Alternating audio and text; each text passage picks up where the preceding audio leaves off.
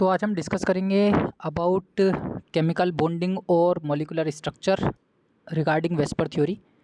VSEPR theory के जो main postulates हैं एग्जाम के पॉइंट ऑफ व्यू से, या किसी भी मॉलिक्यूलर ऑर्बिटल की फॉर्मेशन होने के लिए या किसी भी केमिकल कंपाउंड की फॉर्मेशन होने के लिए कुछ रूल्स फॉलो होते हैं, कुछ थ्योरीज फॉलो होती हैं, जिनमें से एक थ्योरी है हमारे पास VSEPR थ्योरी। इस थ्योरी को नाम से ऐसे ही पढ़ा जाता है, VSEPR। तो सबसे पहली चीज़ ये है कि VSEPR थ्योरी से पहले हमें लुईस का कॉन्सेप्ट बहुत अच्छे से आ जाना चाहिए। लुईस का जो कॉन्सेप्ट था उसने केवल और केवल हमें इलेक्ट्रॉन्स की रिप्रेजेंटेशन के बारे में बताया in the outermost shell of the atom, या फिर जो भी स्पीशी पार्टिसिपेशन देती है, और साथ ही साथ उसने ये बताया कि किस तरीके से इलेक्ट्रॉन्स की शेयरिंग होगी for the bonding between the two charge species और टू एटम्स। लेकिन जो कॉन्सेप्ट था लुईस का वो एक्सप्लेन करने में फेल हो गया। क्या चीज़? Shape of the molecule.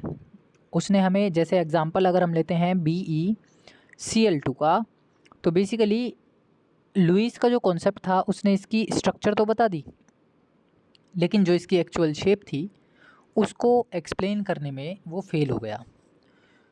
तो इनकी शेप को एक्सप्लेन करने के लिए वैलेंस शेल के जो इलेक्ट्रॉन्स थे उनके बीच में एक रिपल्जन रिस्पॉन्सिबल था, जो कि VSEPR थ्योरी में एक्सप्लेन किया गया।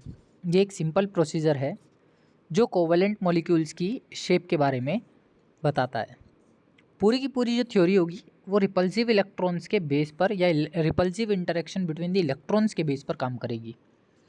तो कॉन्सेप्ट जो है, प्रिंसिपल जो है VSEPR थ्योरी का, वो है repulsive interaction between the electrons, या फिर repulsion force acts between the valence electrons of the species.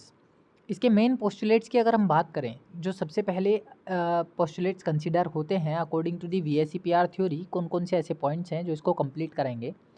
पहली चीज़ ये, VSEPR थ्योरी के अकॉर्डिंग किसी भी एटम के अंदर या किसी भी मॉलिक्यूल के अंदर दो तरीके के इलेक्ट्रॉन्स पाए जाते हैं, दो तरीके के रीजन्स पाए जाते हैं। एक होता है बॉन्डेड रीजन और एक होता है नॉन बॉन्डेड रीजन। यानी कि एक हम कहेंगे यहाँ पर बॉन्डेड इलेक्ट्रॉन्स और एक हम कहेंगे यहाँ पर नॉन बॉन्डेड इलेक्ट्रॉन्स। तो दो तरीके के इलेक्ट्रॉन्स को यहाँ हम कंसीडर करते हुए चलते हैं VSEPR थ्योरी में। तो किसी भी मॉलिक्यूल की जो शेप होती है वो डिपेंड करती है नंबर ऑफ वैलेंस शेल के इलेक्ट्रॉन पेयर्स पर, वेदर इट इज़ बॉन्डेड और नॉन बॉन्डेड। लाइक एग्जांपल अगर मैं बात करता हूँ जैसे कि PCl3 की, तो इस PCl3 की स्ट्रक्चर जब बनती है तो इस तरीके से 3 क्लोरीन एटम कनेक्टेड होते हैं और एक पूरा का पूरा लोन पेयर ये एज इट इज़ बचा रह जाता है, या ये कह लो कि 2 इलेक्ट्रॉन बचे रह जाते हैं। तो उस केस में ये तो 3 तो हो गए बॉन्डेड पेयर, इनको तो हम बोलते हैं बॉन्डेड इलेक्ट्रॉन्स। इसको मैंने लिखा BE, बॉन्डेड इलेक्ट्रॉन्स। और ये जो लोन पेयर बचा हुआ है ये कैसे हो गए? Non bonded electrons. तो ये हो गए NB electrons, non bonded electrons. अब इसकी जो पर्टिकुलर शेप होगी, देखो अगर मैं बात कर रहा हूँ स्ट्रक्चर की, तो ये स्ट्रक्चर मुझे दिखाई दे रही है कैसी है? 2D प्लेन है, 2D प्लेन पर ट्राइगोनल है, यानी ट्राइगोनल प्लेनर मैं कह सकता हूँ। लेकिन अगर मैं इसकी शेप की बात कर रहा हूँ तो शेप जो होगी वो इसके नॉन बॉन्डेड इलेक्ट्रॉन की वजह से पता चलेगी। नॉन बॉन्डेड इलेक्ट्रॉन कैसे रिस्पॉन्सिबल है? हमें करना क्या होगा कि नॉन बॉन्डेड इलेक्ट्रॉन्स को भी हर स्पीशी के साथ, हर एटम के साथ कनेक्ट करना होगा। जैसे हम इसको कनेक्ट करेंगे तो हमें क्या मिलेगी? वहाँ पे इसकी ज्योमेट्री मिलेगी, शेप मिलेगी, जो कि कैसी है? पिरामिडल है। तो VSEPR थ्योरी का फर्स्ट पोस्टुलेट ये कहता है कि किसी भी मॉलिक्यूल की जो शेप होगी वो डिपेंड करेगी वैलेंस शेल के इलेक्ट्रॉन्स पर। उसमें भी मोस्टली वो डिपेंड करती है किस पर? नॉन बॉन्डेड प्लस और बॉन्डेड इलेक्ट्रॉन्स पर, दोनों का होना जरूरी है। नेक्स्ट पोस्टुलेट इसमें आ जाता है कि जो पेयर्स होते हैं इन इलेक्ट्रॉन्स के, जो कि वैलेंस शेल के एक तो हो गए हमारे पास जो आउटर मोस्ट शेल के इलेक्ट्रॉन्स है जिनको हम वैलेंस इलेक्ट्रॉन्स बोल रहे हैं, एक हमारे पास हो गए लोन पेयर ऑफ इलेक्ट्रॉन्स जो कि पार्टिसिपेशन नहीं देते इन दी बॉन्डिंग फॉर्मेशन। तो बेसिकली ये जो पेयर होता है इलेक्ट्रॉन्स का वैलेंस शेल में, वो रिपेल करते हैं एक दूसरे को, जिसकी वजह से पूरा का पूरा जो इलेक्ट्रॉन क्लाउड है वो कैसा हो जाता है? निगेटिवली चार्ज हो जाता है। देखो कोई भी एटम या कोई भी मॉलिक्यूल जब तैयार होता है तो उसके जो वैलेंस शेल के इलेक्ट्रॉन्स होते हैं वो एक दूसरे को कॉन्टीन्यूसली रिपेल करते हैं। मान लीजिए मैंने फॉस्फोरस की बात करी, तो फॉस्फोरस के 3 इलेक्ट्रॉन्स ने तो पार्टिसिपेशन दे दिया for the bonding with chlorine atom, लेकिन ये जो 2 इलेक्ट्रॉन्स बचे थे ये वाले, ये पार्टिसिपेशन नहीं दे पाए। अब फॉस्फोरस की जब मैं बात करता हूँ तो इसका इलेक्ट्रॉनिक कॉन्फ़िगरेशन जनरली कैसा पाया जाता है, 3s2 3p3 पाया जाता है। इस 3p3 में वैलेंस शेल के जो इलेक्ट्रॉन्स थे p ऑर्बिटल के, वो तो पार्टिसिपेशन दे चुके, लेकिन s के जो इलेक्ट्रॉन्स होंगे वो रिपल्जन में काम करेंगे क्योंकि ये बॉन्डिंग में पार्टिसिपेशन नहीं दे रहे हैं। तो जितने भी हमारे पेयर ऑफ इलेक्ट्रॉन्स होते हैं इन दी आउटर मोस्ट शेल, ये जो 3 इलेक्ट्रॉन p के हैं और 2 इलेक्ट्रॉन s के हैं, ये कॉन्टीन्यूसली एक दूसरे को क्या करते हैं, रिपेल करते हैं। तो पहला पोस्टुलेट ये कि बॉन्डेड और नॉन बॉन्डेड दोनों ही टाइप के इलेक्ट्रॉन्स रिस्पॉन्सिबल होते हैं फॉर दी बॉन्डिंग और for the shape of the molecule. दूसरा पोस्टुलेट ये कि जो इलेक्ट्रॉन्स का वैलेंस इलेक्ट्रॉन्स का जो पेयर होता है वो कंटिन्यूसली एक दूसरे को रिपेल करता है, जिसकी वजह से पूरा इलेक्ट्रॉन क्लाउड कैसा हो जाता है, निगेटिवली चार्ज हो जाता है। नेक्स्ट पोस्टुलेट की अगर हम बात करें, जो थर्ड पोस्टुलेट इसके अंदर आता है वो ये कि यहाँ पे जो लोन पेयर के इलेक्ट्रॉन्स होते हैं वो एक दूसरे को इस तरीके से अरेंज करने की कोशिश करते हैं कि उनके बीच की जो डिस्टेंस हो, मान लो कि सपोज़ मेरे पास एक लोन पेयर ये है और एक लोन पेयर ये है। मैं एक सल्फ़र एटम की बात करता हूँ, सपोज़ सल्फ़र में कहीं पर वो बॉन्डिंग में पार्टिसिपेशन दे रहा है और उसके 2 लोन पेयर क्या रह गए, खाली रह गए। टोटल 6 इलेक्ट्रॉन सल्फ़र के पास होते हैं। मैंने ये मान लिया कि 2 इलेक्ट्रॉन सल्फ़र ने बॉन्डिंग में पार्टिसिपेशन देने में इन्वॉल्व करा दिए, लेकिन बाकी के जो 4 इलेक्ट्रॉन थे यानी कि जो 2 लोन पेयर थे वो पार्टिसिपेशन नहीं दे पाए। तो अब ये जो तो लोन पेयर हैं ये एक दूसरे को इस तरीके से अरेंज करेंगे कि इनके बीच की डिस्टेंस तो हो जाए मैक्सिमम और इनके बीच का रिपल्जन हो जाए मिनिमम। तो करना ये है कि आपको दोनों लोन पेयर्स को या 2 से ज़्यादा लोन पेयर्स या इलेक्ट्रॉन्स जब प्रेजेंट होते हैं तो उनको इस तरीके से सिचुएट करना होता है कि जो इनके बीच का डिस्टेंस है वो मैक्सिमम हो जाए और जो उनके बीच का रिपल्जन है वो मिनिमम हो जाए। तो ये तीसरा पोस्टुलेट है VSEPR थ्योरी के अकॉर्डिंग कि जहाँ पर भी ऐसे इलेक्ट्रॉन्स पाए जाएंगे जो बॉन्डिंग में पार्टिसिपेशन नहीं दे रहे हैं वो हमेशा एक दूसरे को मैक्सिमम डिस्टेंस पर और मिनिमम रिपल्जन के साथ अरेंज करने की पूरी कोशिश करते हैं। नेक्स्ट आ जाता है कि जो वैलेंस शेल होते हैं, अगर मान लो कि मैंने S की बात करी तो S की शेप हमने एटॉमिक स्ट्रक्चर में पढ़ी है, वो स्फेरिकल होती है। मैंने p ऑर्बिटल की बात करी तो उसकी शेप डम्बेल होती है। मैंने d ऑर्बिटल की बात करी तो उसकी शेप डबल डम्बेल होती है। मैंने F की बात करी तो उसकी शेप बहुत ज़्यादा कॉन्जुगेटेड होती है, कॉम्प्लेक्स होती है, उसमें बहुत सारे डम्बल्स लोब्स बनी होती हैं। तो जो हमारा ये s ऑर्बिटल होता है, जो s ऑर्बिटल के इलेक्ट्रॉन्स होते हैं, स्फेरिकल सरफेस जो होता है उसमें मैक्सिमम डिस्टेंस की पॉसिबिलिटी पाई जाती है। यानी अगर हमारी वैलेंस शेल किसी भी मॉलिक्यूल की फॉर्मेशन में एस शेल पाई जाती है, एस सब शेल पाई जाती है, तो उसके इलेक्ट्रॉन्स की जो लोकेशन होगी वो एक दूसरे को ऐसे लोकेलाइज करेंगे कि उनके बीच में मैक्सिमम डिस्टेंस अरेंज हो जाए। तो एस ऑर्बिटल के लिए ये चीज़ पॉसिबल है। ये चीज़ ध्यान रखनी है कि अगर कहीं पर एस ऑर्बिटल की ओवरलैपिंग पाई जाएगी तो वहाँ पर इलेक्ट्रॉन्स मैक्सिमम डिस्टेंस पर अरेंज्ड होंगे, एक दूसरे से मैक्सिमम डिस्टेंस पर वो अरेंज होने वाले हैं स्फेरिकल सरफेस के होते हुए। ये तो बात हो गई तब जब सिंगल बॉन्ड की फॉर्मेशन पाई जा रही है, जब एस ऑर्बिटल की पार्टिसिपेशन दी जा रही है। लेकिन अगर मैं बात करूं जब हमारे पास मल्टीपल नंबर ऑफ बॉन्ड्स पाए जाते हैं, यानी कि सिंगल इलेक्ट्रॉन की जगह डबल इलेक्ट्रॉन पार्टिसिपेशन दे रहे हों या फिर ट्रिपल इलेक्ट्रॉन पार्टिसिपेशन दे रहे हों, जब मल्टीपल बॉन्ड्स वहाँ पर पाए जाएंगे तो जितने भी बॉन्डिंग पार्टिसिपेशन देने वाले इलेक्ट्रॉन्स हैं, चाहे वो 2 हों चाहे वो 3 हों, एक के कंपैरिजन में अब वो एस ऑर्बिटल से हट करके पी ऑर्बिटल की तरफ शिफ्ट होने शुरू होंगे। मल्टीपल बॉन्ड्स जो हैं वो हमेशा एस में केवल 2 तक बन सकते हैं कि 2 के 2 इलेक्ट्रॉन्स ने शेयरिंग कर दी। जैसे ही कहीं पर 3 मल्टीपल बॉन्ड बनेंगे इसका मतलब ये होगा कि पी ऑर्बिटल ओवरलैपिंग में पार्टिसिपेशन दे रहा है। तो ये कह रहा है कि एक जो मल्टीपल बॉन्ड बनते हैं उनको हमेशा ऐसे ट्रीट किया जाएगा जैसे कि जब सिंगल इलेक्ट्रॉन का पेयर बनेगा तो सिंगल इलेक्ट्रॉन का ट्रीटमेंट है, जब 2 बॉन्ड बनेंगे तो 2 इलेक्ट्रॉन का पेयर पार्टिसिपेशन दे रहा है, और जब 3 होंगे तो वो 3 के 3 इलेक्ट्रॉन बॉन्डिंग में पार्टिसिपेशन दे रहे होंगे। तो कह रहा है कि pairs of a multiple bond are treated as a single super pair. हम मल्टीपल बॉन्ड्स को भी सिंगल सुपर पेयर के नाम से कंसीडर करेंगे।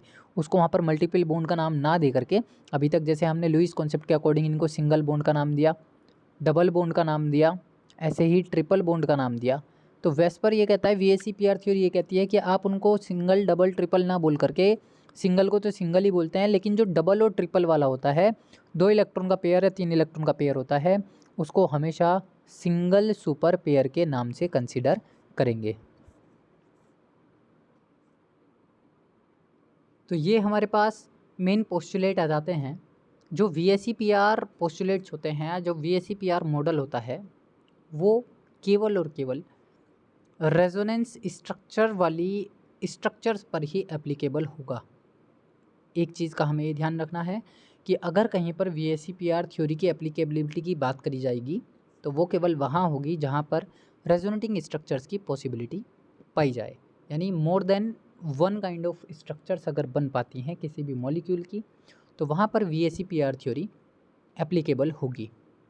अब अगर हम इंटरेक्शन ऑफ रिपल्जन की बात करें या रिपल्सिव इंटरेक्शन की बात करें बिटवीन दी इलेक्ट्रॉन्स या बॉन्डेड और नॉन बॉन्डेड पेयर्स, तो सबसे बड़ी जो चीज़ होती है, अभी हम बात कर रहे थे कि जो लोन पेयर्स होते हैं वो हमेशा एक दूसरे को ऐसे अरेंज करने की कोशिश करते हैं कि वो अपनी मैक्सिमम डिस्टेंस पर फिक्स हो जाएं और उनके बीच का जो रिपल्जन है वो मिनिमम हो जाए, मिनिमम रिपल्जन पाया जाए और मैक्सिमम डिस्टेंस पाई जाए। तो अगर कहीं पर लोन पेयर पास पास दिखाई दे रहे हैं तो उनके बीच में मैक्सिमम रिपल्जन पाया जाता है।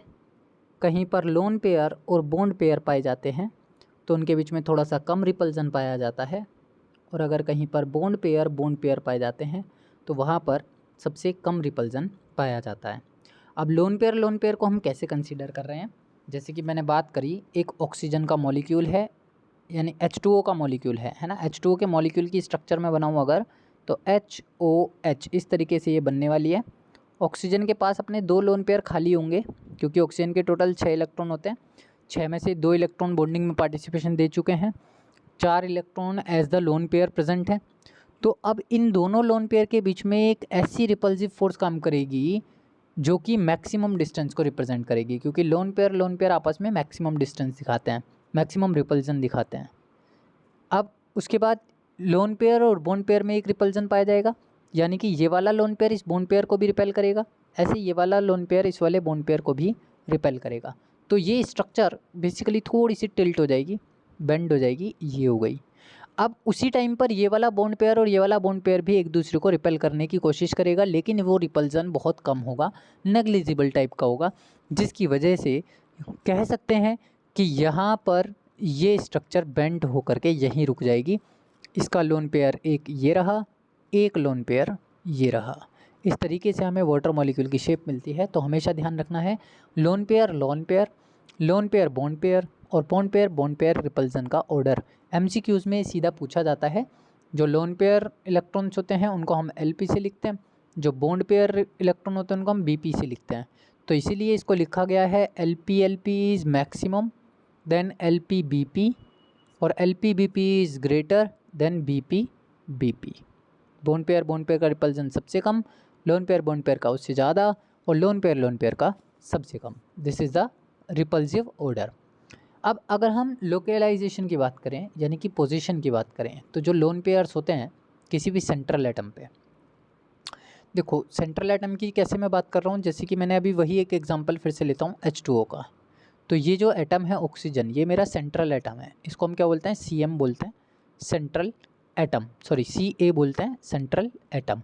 अब कई जगह पर ये नॉन मेटल है यहाँ तो, लेकिन कई जगह पर ये मेटालिक एटम भी होता है, तो उस जगह पर हम इसको सेंट्रल मेटल एटम बोलते हैं, CMA। अगर ये एक मेटल होता तो मैं इसको बोलता CMA। दो तरीके, दोनों बातें ध्यान रखनी है कि अगर एक नॉन मेटालिक एटम है तो उसको खाली सेंट्रल एटम बोल सकते हैं, और अगर कहीं पर एक मेटालिक एटम बैठा हुआ है तो उसको सेंट्रल मेटालिक एटम कह सकते हैं। यानी कि अब ये जो सेंट्रल एटम है उसके जो लोन पेयर्स होते हैं वो हमेशा बॉन्डेड पेयर के बीच में अरेंज्ड होते हैं, क्योंकि वो एटम जिसके पास नंबर ऑफ इलेक्ट्रॉन ज़्यादा हैं वो मोस्ट ऑफ द टाइम तुमको कहाँ मिलेगा, सेंटर ऑफ द मॉलिक्यूल पर ही मिलेगा, बीच में ही मिलेगा, बॉन्डेड पेयर ऑफ इलेक्ट्रॉन्स के सेंटर में मिलेगा। तो बेसिकली अगर हम बात करें यहाँ से जो रिज़ल्ट हमें देखने के लिए मिलता है वो ये कि जो लोन पेयर इलेक्ट्रॉन्स होते हैं किसी भी मॉलिक्यूल के अंदर, वो ज़्यादा स्पेस को ऑक्यूपाई करते हैं as compare to the bond pair of electrons, क्योंकि उनके बीच में मैक्सिमम डिस्टेंस पाया जा रहा है, मैक्सिमम रिपल्जन पाया जा रहा है। रिपल्जन ज़्यादा होने की वजह से वो एक ग्रेटर रीजन को ऑक्यूपाई कर लेते हैं। अब रीज़न वही है सारा का सारा जो भी मैं बोल रहा हूँ कि जब लोन पेयर और बोन पेयर में हम कंपैरिजन देखते हैं तो बोन पेयर इतना बड़ा रीजन ऑक्यूपाई नहीं कर पाते जितना बड़ा लोन पेयर ऑक्यूपाई करते हैं due to the repulsion between them. ये एक बेसिक कॉन्सेप्ट है जो काम करता है लोकलाइजेशन ऑफ लोन पेयर और बोन पेयर पर। अब ये जो रिपल्जन का इफ़ेक्ट है उसकी वजह से पूरी की पूरी शेप, पूरी की पूरी geometry of the molecule change हो जाती है और डेविएशन आ जाता है between the bond angle shape of the molecule, या फिर ऑल्टरेशंस भी कह सकते हैं कि जिस तरीके से अभी हम बात कर रहे हैं एक बेसिक एग्जांपल H2O को लेकर के। ये मेरी नॉर्मल बॉन्ड लाइन स्ट्रक्चर है जिसमें मैंने 2 इलेक्ट्रॉन को according to the Lewis concept represent किया। लेकिन अगर मैं एज अ लोन पेयर इनको रिप्रेजेंट कर रहा हूँ तो उस केस में होगा क्या कि मेरे पास 2 लोन पेयर बने हुए होंगे, एक लोन पेयर ये रहा, दूसरा लोन पेयर ये रहा। अब मैंने इस पे VSEPR थ्योरी अप्लाई की तो VSEPR थ्योरी के अकॉर्डिंग लोन पेयर रिपेल करेंगे, लोन पेयर बॉन्ड पेयर भी रिपेल करेंगे और ये स्ट्रक्चर क्या हो जाएगी, बेंड हो जाएगी इस तरीके से, क्योंकि ये दोनों लोन पेयर मैक्सिमम डिस्टेंस पर अरेंज हो जाएंगे और साथ ही साथ इनका जो बॉन्ड एंगल होगा वो भी लेस हो जाएगा। पहले ये बॉन्ड एंगल पाया जा रहा था 180 का, लेकिन अब ये बॉन्ड एंगल ऑलमोस्ट 104 या 107 के अप्रॉक्स में पाया जाएगा। तो VSEPR थ्योरी का एक बहुत इंपॉर्टेंट रोल है in the formation of the molecule, in the orientation, in the arrangement of the atom, या फिर ये कह लो कि bond angle between the atoms of the molecule. तो अब अगर हम VSEPR थ्योरी को देखें तो उसको हम 2 पार्ट्स में डिवाइड कर सकते हैं। पहला पार्ट जिनके पास सेंट्रल एटम में कोई भी लोन पेयर नहीं होता, हम इसको पहले पार्ट में ऐसे पार्ट में कंसिडर कर रहे हैं, डिवाइड कर रहे हैं कि जैसे अभी मैं एग्जांपल ले रहा था H2O का, तो इस H2O के पास 2 लोन पेयर पहले से ही थे। लेकिन अगर मैं बात करता हूँ BeCl2 का, तो BeCl2 में बेरिलियम ये बैठा है, क्लोरीन ये आ गया, देन अगेन क्लोरीन ये आ गया। अब उस केस में ये जो बेरिलियम है ये सेंट्रल एटम है और इस सेंट्रल एटम के पास एक भी लोन पेयर प्रेजेंट नहीं है, क्योंकि इसके जो वैलेंस शेल के इलेक्ट्रॉन्स हैं वो 2 ही होते हैं और वो दोनों के दोनों बॉन्डिंग में पार्टिसिपेशन दे रहे हैं, जिसकी वजह से इसके पास कोई भी लोन पेयर नहीं है। तो हमने इसको डिवाइड किया, एक पहला पार्ट वो कि molecules in which the central atom has no lone pair, जैसा कि एग्जांपल है BeCl2, इस पर कोई भी लोन पेयर नहीं है। दूसरा मैंने एग्जांपल लिया कि molecules in which central atom has 1 और मोर लोन पेयर्स, जैसे मैंने लिया H2O, इसके पास 2 लोन पेयर हैं। एक लोन पेयर भी हो सकता है, 2 लोन पेयर भी हो सकते हैं, 3 लोन पेयर भी हो सकते हैं।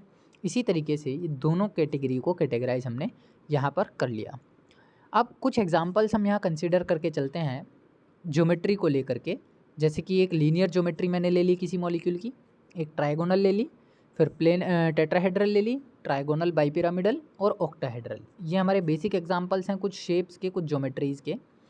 तो अगर मैं अरेंजमेंट देखते हुए चलूँ, कुछ पर्टिकुलर अरेंजमेंट की बात करूँ, उन अरेंजमेंट में मैंने एग्जांपल लिया है BF3 CH4 PCl5।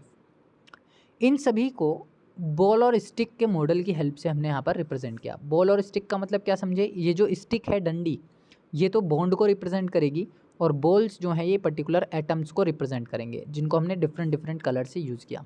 मैंने BeCl2 लिया, बेरिलियम जो है वो सेंट्रल एटम है जिसको मैंने ब्लू बॉल से रिप्रेजेंट किया, 2 क्लोरीन एटम हैं जिनको मैंने रेड बॉल से रिप्रेजेंट किया। अब क्योंकि बेरिलियम के पास कोई भी लोन पेयर नहीं है, बेरिलियम के आउटर मोस्ट शेल में, वैलेंस शेल में 2 ही इलेक्ट्रॉन होते हैं, तो 2 इलेक्ट्रॉन का सीधा सीधा एक स्ट्रेट लाइन में बॉन्डिंग में, अरेंजमेंट में पार्टिसिपेशन ही दे देगा, क्योंकि बॉन्ड पेयर एक दूसरे को इतना रिपेल करेंगे कि एक दूसरे के साथ स्ट्रेट लाइन में अरेंज हो जाएंगे, जिसकी वजह से इसका बॉन्ड एंगल पाया गया 180 degree. In case of BF3 की जब मैं बात करता हूँ तो BF3 के केस में क्या होता है कि जो बोरोन है, बोरोन के आउटर मोस्ट शेल में टोटल पाए जाते हैं 3 इलेक्ट्रॉन। बोरोन कैसा होता है, बोरोन होता है 5 नंबर पे। जब तुम इसका इलेक्ट्रॉनिक कॉन्फ़िगरेशन करते हो तो ये आता है 1s2 2s2 देन 2p1। तो आउटर मोस्ट शेल में कितने इलेक्ट्रॉन पाए गए, 3, और कोई भी और कोई भी इसके पास लोन पेयर इलेक्ट्रॉन नहीं पाया जाएगा, क्योंकि 3 फ्लोरीन एटम के साथ ये क्या कर रहा है, रिएक्शन में पार्टिसिपेशन दे रहा है। तो अब हो क्या रहा है कि बोरोन को मैंने सेंट्रल एटम को ब्लू से दिखाया और 3 मेरे पास फ्लोरीन एटम है। तो अब सपोज़ मैंने बोरोन लिखा, बोरोन के साथ 3 फ्लोरीन मुझे जोड़ने हैं, तो मैंने 3 फ्लोरीन रेंडमली कहीं भी डाल दिए। अब इन फ्लोरीन्स के जो आउटर मोस्ट शेल के इलेक्ट्रॉन्स हैं, जो वैलेंस शेल के इलेक्ट्रॉन्स हैं, वो अपना एक इलेक्ट्रॉन क्लाउड बनाएंगे और इलेक्ट्रॉन क्लाउड बना करके एक दूसरे को ऐसे अरेंज करेंगे कि ये मैक्सिमम रिपल्जन करें एक दूसरे के साथ। जब ये मैक्सिमम रिपल्जन पर होंगे तो स्ट्रक्चर हमें कुछ ऐसी पाएगी जो कि क्या कहलाती है, ट्राइगोनल प्लेनर कहलाती है। तो ये सारा जो अरेंजमेंट है ये बॉन्डेड इलेक्ट्रॉन और नॉन बॉन्डेड इलेक्ट्रॉन की वजह से होता है। लेकिन यहाँ पर सारे इलेक्ट्रॉन्स कैसे हैं, बोरोन के बॉन्डेड हैं और फ्लोरीन के इलेक्ट्रॉन्स मैक्सिमम होने की वजह से, ज़्यादा होने की वजह से वो इलेक्ट्रॉन क्लाउड नेगेटिव हो जाता है और एक दूसरे को ऐसे अरेंज करता है कि वो एक ट्राइगोनल प्लेनर शेप अरेंज कर लेते हैं, जिसमें बॉन्ड एंगल पाया जाता है 120 डिग्री का। नेक्स्ट इसमें हमारे पास एग्जांपल आ जाता है CH4 का। हमने एग्जांपल लिया है मीथेन का, CH4। तो इसमें कार्बन के आउटर मोस्ट शेल में 4 इलेक्ट्रॉन होता है जो बॉन्डिंग में पार्टिसिपेशन देते हैं। और हम अब करते क्या हैं कि इसमें रेंडमली हाइड्रोजन्स को रेंडमली बिखेर देते हैं कहीं भी। ये 4 हाइड्रोजन मैंने रेंडमली बिखेरे। अब होना क्या है कि जो कार्बन है वो सेंट्रल एटम है जिसको हमने ब्लू बॉल से रिप्रेजेंट किया। 4 हमारे पास हाइड्रोजन एटम है जिसको हमने रेड बॉल से रिप्रेजेंट किया।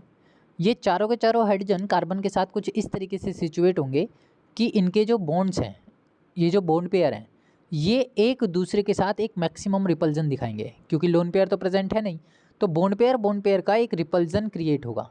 अब वो बॉन्ड पेयर के बीच में जब रिपल्जन बनेगा तो वो एक दूसरे को कुछ इस तरीके से सिचुएट करेंगे कि कार्बन ये आ गया, एक बॉन्ड ऊपर की तरफ वर्टिकल पोजीशन पे, एक बॉन्ड थोड़ा ऐसे टिल्ट नीचे की तरफ, दूसरा भी टिल्ट नीचे की तरफ, और जो चौथा बॉन्ड है वो बैक साइड में, जब बैक टू दी फ्रंट दिखाई देगा। या फिर हम इसको ऐसा कंसिडर कर सकते हैं जैसा आईफिल टावर होता है, ये हमने इसको ऐसे कंसिडर कर लिया कि यहाँ पर एक हाइड्रोजन है, यहाँ एक हाइड्रोजन है, यहाँ एक हाइड्रोजन है, यहाँ एक हाइड्रोजन है, और ये हो गया कार्बन। लेकिन यहाँ जो बॉन्ड्स की पोजीशन होती है वो in front of the plane और बैक टू द प्लेन होती है, जिनमें से एक बॉन्ड तो तुम्हारा फ्रंट में आएगा, एक बॉन्ड बैक में जाएगा, एक बॉन्ड अपवर्ड डायरेक्शन में जाएगा, एक बॉन्ड डाउनवर्ड डायरेक्शन में जाएगा। तो ये 4 बॉन्ड एक दूसरे के साथ इस तरीके से अरेंज होते हैं कि अगर मैं इनको अरेंज मिलाऊँ आपस में, एक दूसरे के साथ में इनकी अगर लाइन ज्वाइनिंग करता हूँ, तो ये जो स्ट्रक्चर है ये कहलाती है टेट्राहेड्रल स्ट्रक्चर। और इसमें जो बॉन्ड एंगल पाया जाता है वो होता है 109.5 डिग्री का। ये बेसिक स्ट्रक्चर्स हैं, बहुत सारे मॉलिक्यूल्स की स्ट्रक्चर ऐसे ही हमें आइडेंटिफाई करनी है, तो इसलिए इसको बहुत ध्यान से समझना। अगला हमारे पास एग्जांपल आ गया जैसे PCl5 का। अभी मैंने एक बेसिक एग्जांपल लिया था पीछे PCl3। उस केस में मैंने बताया था कि 3 क्लोरीन एटम एक दूसरे के साथ इलेक्ट्रॉन क्लाउड ज़्यादा होने की वजह से ऐसे अरेंज हो जाते हैं कि ये आपस में एक ट्राइगोनल बना लेते हैं, यानी ट्राइंगल बना लेते हैं।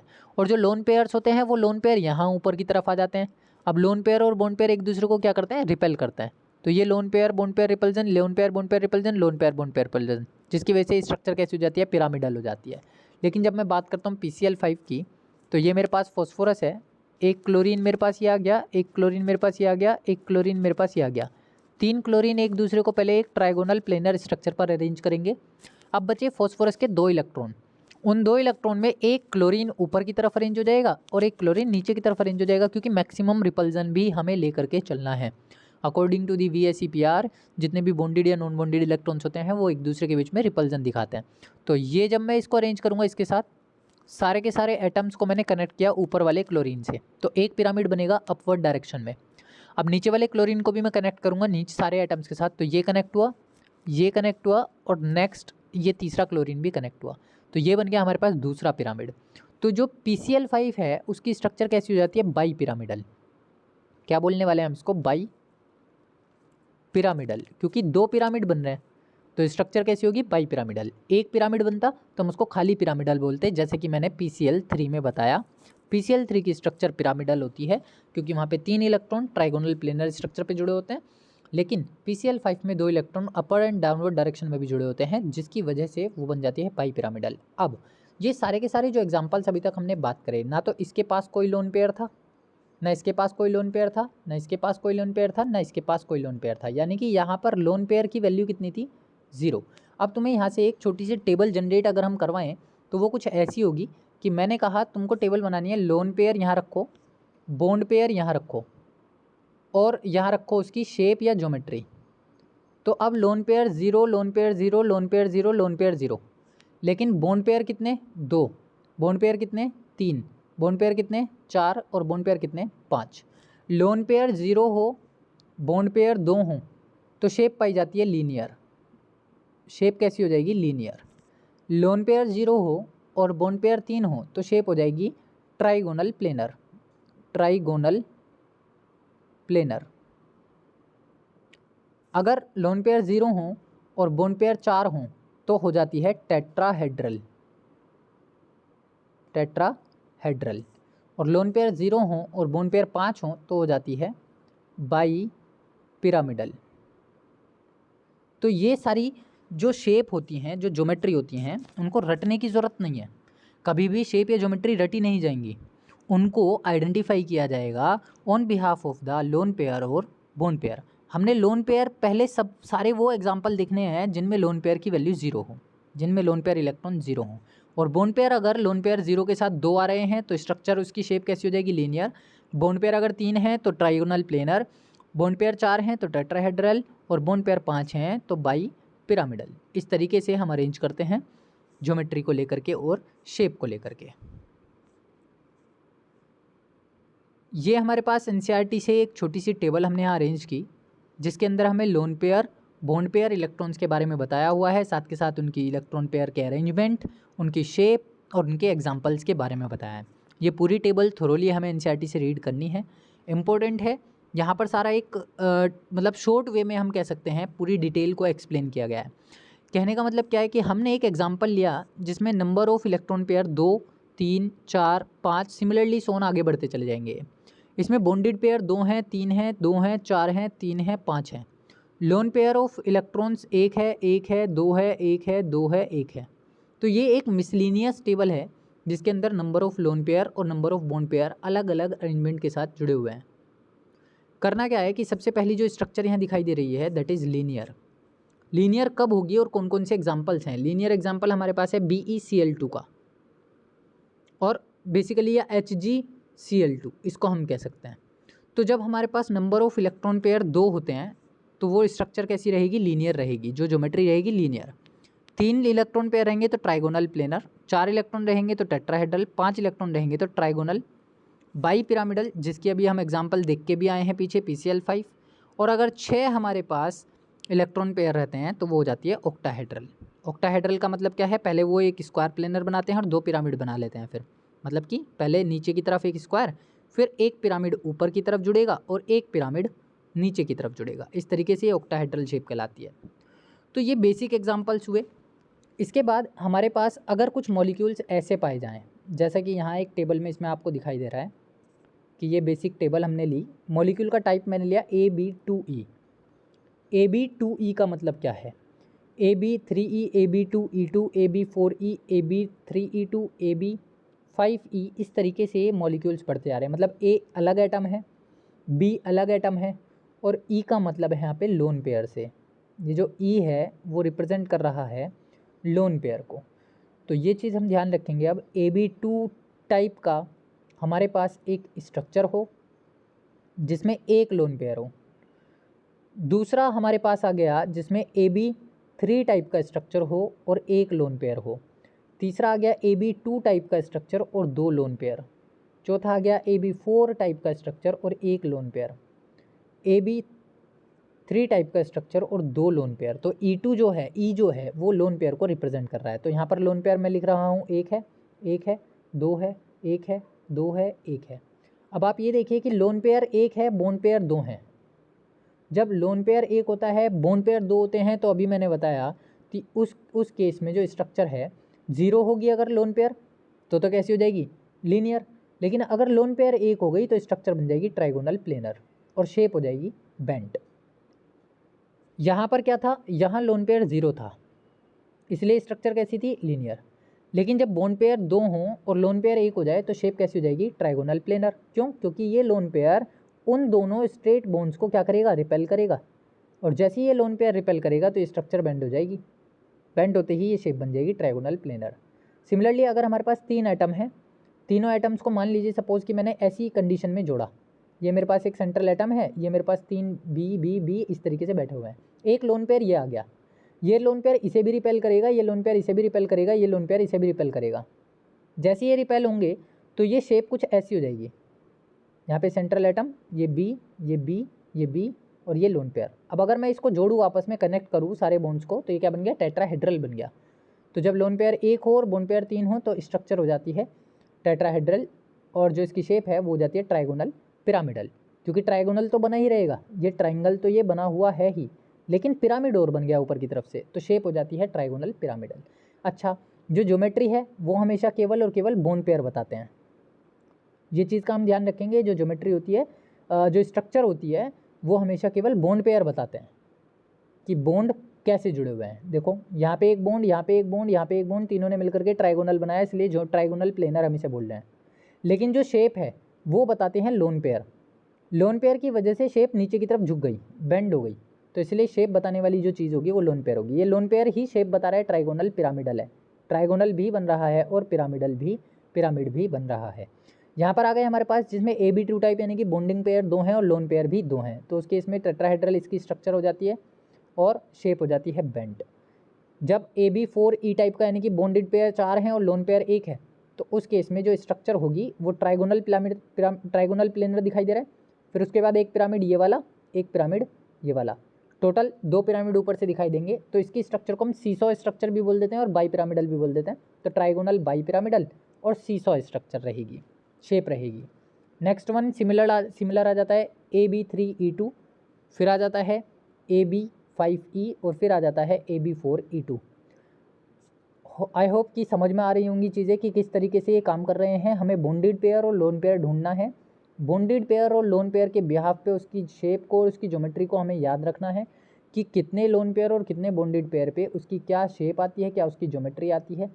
एग्जाम्पल्स यहाँ पर रटने की ज़रूरत नहीं है, एग्जाम्पल्स तो ऑटोमेटिकली याद हो जाएंगे जब आपको एग्जामिनेशन में क्वेश्चन दिया जाएगा। एक मॉलिक्यूल लिख करके दिया जाएगा कि सपोज़ मैंने कहा BrF5 आपके पास है, उसकी ज्योमेट्री और शेप बताइए, तो आप सीधा सीधा कुछ नहीं करने वाले हैं, आप ब्रोमीन के साथ 5 फ्लोरीन जोड़ेंगे। तो 1 फ्लोरीन, 2 फ्लोरीन, 3 फ्लोरीन, 4 फ्लोरीन और 5 फ्लोरीन, ये मैंने अरेंज कर दिए, ये रहे मेरे पास 5 फ्लोरीन सीधे सीधे। और ब्रोमीन का जो 1 इलेक्ट्रॉन पेयर है वो बचा रह गया लोन पेयर की तरह। जब ये लोन पेयर की तरह बचा रह जाएगा तो बेसिकली ये जो 4 फ्लोरीन है ये एक दूसरे के साथ स्क्वायर स्ट्रक्चर में जुड़ेंगे, और ऊपर वाला फ्लोरीन चारों के साथ ऐसे जोड़ूंगा मैं पिरामिडल स्ट्रक्चर में, नीचे वाला लोन पेयर चारों फ्लोरीन के साथ में जोड़ूंगा पिरामिडल स्ट्रक्चर में। तो इसको हम बोलते हैं square bi pyramidal, square pyramidal या स्क्वायर बाई पिरामिडल, दोनों तरीके से हम इसे बोल सकते हैं। अदरवाइज जो इसकी ज्योमेट्री रहने वाली है,